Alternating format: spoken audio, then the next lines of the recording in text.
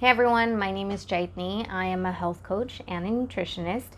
So this week I want to share how I keep my sugar cravings in check, because I do have them. I do have the sugar cravings, but it's a journey. It's taken me a few years to get to this point, not that it's going to take you that long, and I want to make it easy for you. So I'm going to share the tips and strategies and what I tried out and experimented with for myself and see if something works for you. Just pick one thing out of that list and try it out. Because this change takes a while. It's not something that can happen overnight. I didn't just go on a crash diet. I didn't just completely eliminate sugar out of my diet, because that's not possible. I do enjoy cake. I do enjoy chocolate. I do enjoy a little bit of sugar in my tea. So I wasn't going to go without sugar whatsoever. That's not a choice that I wanted to make. So that's why I wanted to put this video out there, give you some ways of how you can cut back on sugar. I was that person that would go to a restaurant, completely skip the appetizers, the entrees, all of that, and just look at the dessert section. And I would order dessert, whether I ate my entire meal or not. That was, irrelevant. But I made sure I ordered dessert, and I made sure I enjoyed it in its entirety. And I realized I was just having too much sugar and it wasn't necessarily helping me. So I started to work on this. So I want to share that process with you and also give you some tools that can help you work on cutting back on sugar if that is one of your goals. So this all started when COVID hit. I was furloughed from work. And I was extremely stressed out and worried because I didn't know what was going to happen with my job, my income, all the bills that I had to pay. But what I did know is I had time. I had time on my hands, and I realized if I didn't do something productive, I was going to lose my mind. I've been wanting to get a health coach certification, so I enrolled in the program. I did get certified. But as I was learning, I discovered what sugar was doing to my body and to my mind. So I started to study on its effects, biological effects, as well as psychological effects. There's a lot of literature out there, a lot of data out there on this. But the reason it stuck with me is really because of the psychological piece. So I was diagnosed with clinical depression and anxiety. And sugar for somebody like me is just something that's going to make the situation and the symptoms worse. It's not something that's going to help me get out of the valley or help me, with my crying spells or the lethargy or the hopelessness. No, it was actually adding to it, and I never realized it. I didn't realize what an adverse effect it was having on my mind and my depression. So that is where I found my connect. And that's when it became personal. It wasn't just about reading, that I could be pre-diabetic or, I could suffer from this disease or that disease. It wasn't that, yes, that mattered to me. But what mattered to me more was, okay, I don't want to be this person who is making my depression worse, because it's not a fun place to be in. So what I would recommend is do your research, find those reputable sources, the cited sources. Don't just go on Wikipedia or on Google, but actually find concrete tests and explanations and information that's out there and see what you resonate with. It's not going to be everything, but there might be something that clicks with you. Like if diabetes is something that runs in your family, and reading about it and understanding about it from a different perspective might help you actually pull back on that sugar and start to make some changes to your lifestyle. So find something that you can connect with. That is where knowledge is power, and that's where it was really powerful for me. Something else that was important is I was getting certified to be a health coach, and I wanted to live in alignment with what I was going to do with my life and my profession. I didn't want to be a hypocrite where I was here preaching that, sugar is not great for you. You should really work on how much sugar you consume. And then, behind closed doors, I was doing something completely different. I didn't want to be that person. So it was important that whatever I put out there, I was also following myself, even though it was hard as hell to do. So that's where the journey started. It was about knowledge and about alignment. From there, it moved on to some other things. And at that point, I was really not in a place where I wanted to judge myself, put too much pressure. I didn't want to do that because there was already enough pressure in my life. Thank you, COVID, and in everybody's lives, actually. So I didn't want to add to that. So the next step that I did was I started to observe what sugar was doing to me, the good and the bad. And from my observations, physical and mental, I realized a few things. That when I had sugar, and again, it's not like I was having it in moderation, it was excessive. When I had that excessive sugar, my body crashed after a while. I mean, completely crashed. I would feel so lethargic. I would feel so tired and so sleepy. It would just throw off my whole day, and it would make me groggy, and it was just not something that I wanted for myself.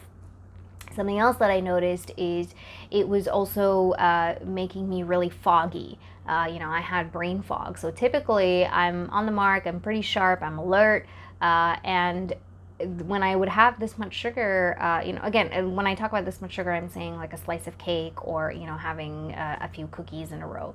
So that would just add to the brain fog, and it would make things more dark, more depressing, more unclear, more out of control. And I felt like I was just not able to regulate my emotions as well as I wanted to. And that was really extremely important during COVID and with everything that was happening. So when I observed these patterns and these effects, and I also, the good part about it was momentarily it felt good. It was really nice to use it as a stress buster, or to just use it as a way to numb some of the terrifying emotions that I was experiencing.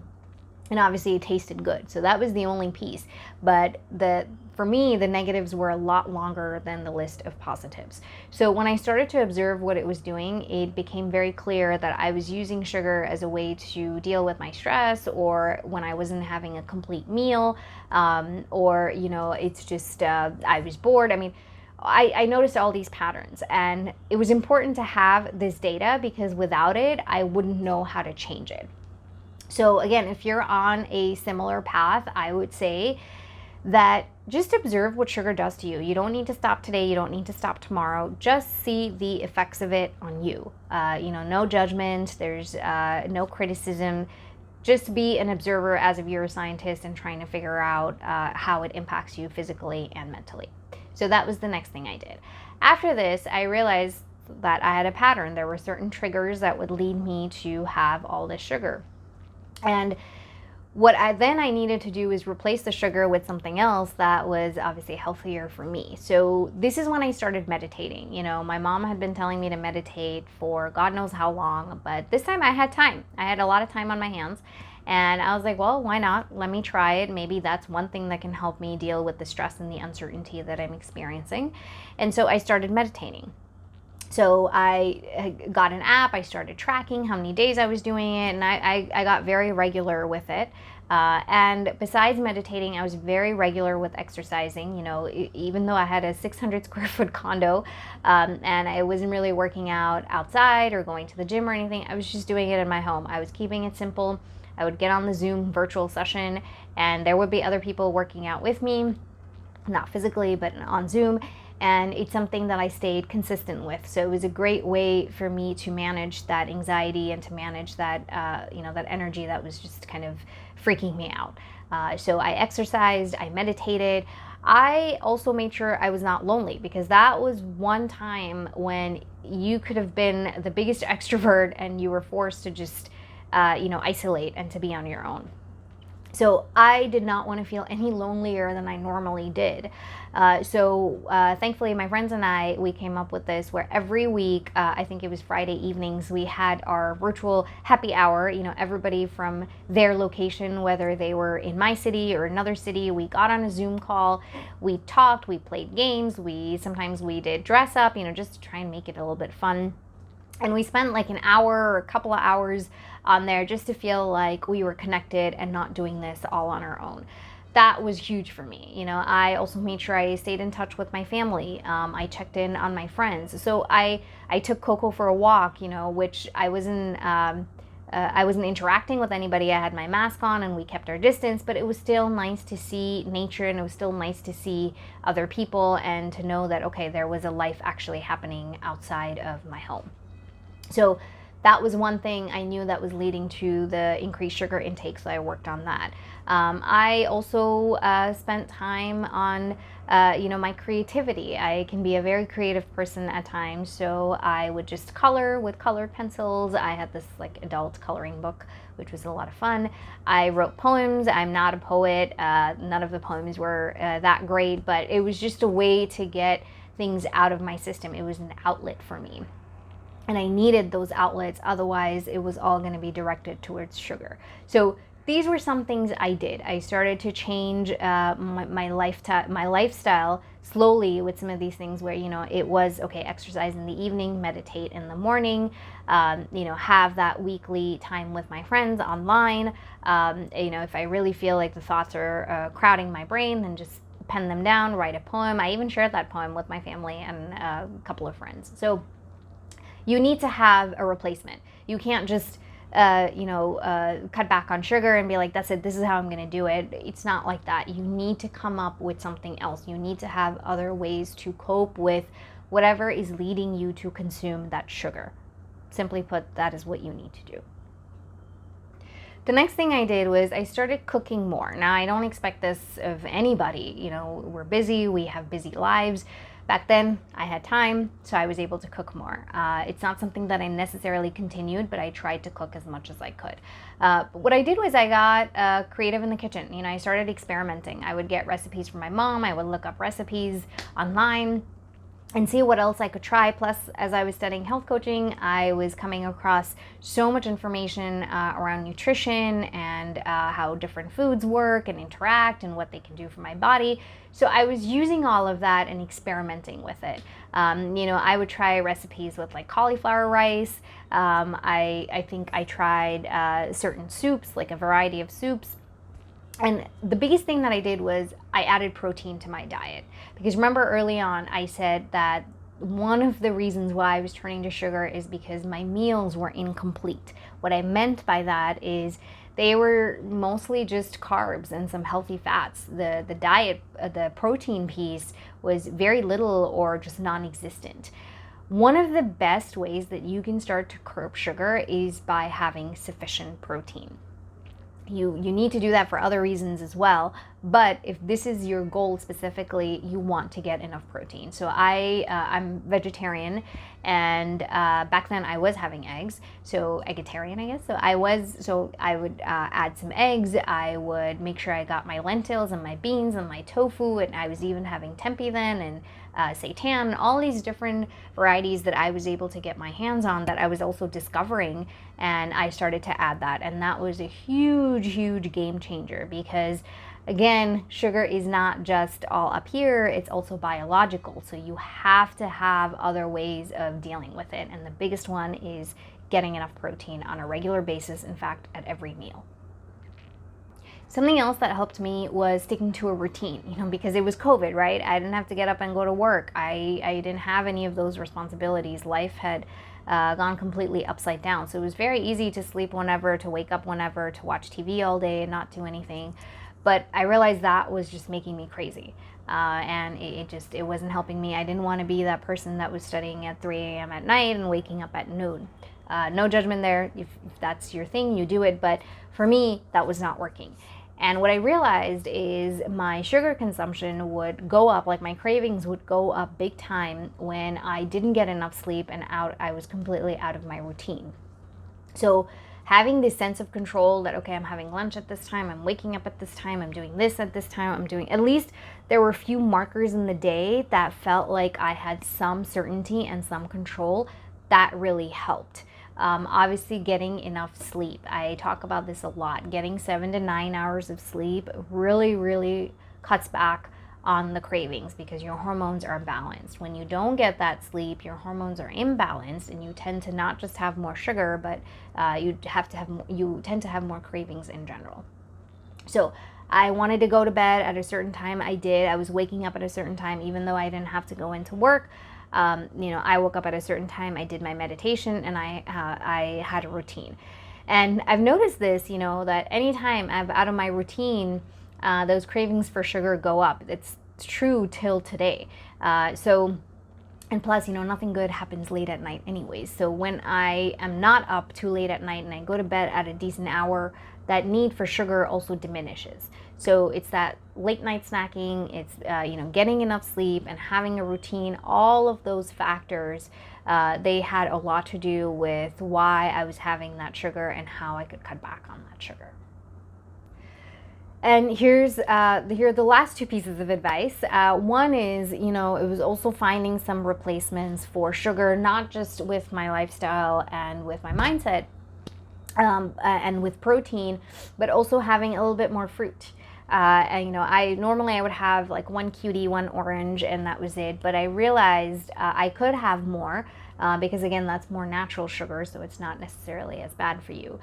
So I would have a bowl of sugar. I would have some berries, whatever was in season. I would make sure that instead of having a cookie when I was hungry, I was having an orange or an apple or just enough fruit in the day. So those were my replacements. I also started to add dark chocolate to my diet, which was very helpful, just a small piece, and it worked like magic. So I had some of these substitutes just so that I wouldn't turn to sugar, and I would have some of these options. Same thing with veggies. There are some veggies that just tend to be a little sweet in taste. So I would try to cook those veggies and make them. Like for me, squash is one of them. The way I make squash, it does have a little bit of sweetness to it. So I would have that, or I would make butternut squash soup, which can be pretty sweet. And that's where I would get some of that sweetness. So that helped as well quite a bit. The last thing that I did is, this is something, if you do grocery shopping, I would recommend this for you, is do not go to the grocery store on an empty stomach. Because every time I did that, and I went to Sprouts, or I went to Whole Foods, or I went to Trader Joe's, I was bound to pick up something sweet. But if I'd had a meal and I wasn't starving and I wasn't feeling like I could eat my arm, I was very cognizant of what I was purchasing. And typically what I purchased was pretty good for my body as well as my mind. So I would go for the fruits and veggies. I would go for certain snacks that still felt a little bit healthier and they weren't as processed as some of the other stuff. So I felt like I was more aware with what I was buying and conscious about what I was purchasing. Whereas if I was starving, that was not the case. I was going to grab whatever I wanted, and there was going to be a lot more junk. There was especially going to be a lot more food with high sugar content in there than there wasn't. So when you go to purchase your groceries, try to not go on an empty stomach. So these are some things that I put into place, and it's all started back, with COVID. And I have filtered through them, I have modified them, and I have made, some changes here and there. But for the most part, this is kind of the blueprint that I used. And this is how I was able to really work on my sugar cravings. Today, there are times when I have them. They're very rare, very few and far between.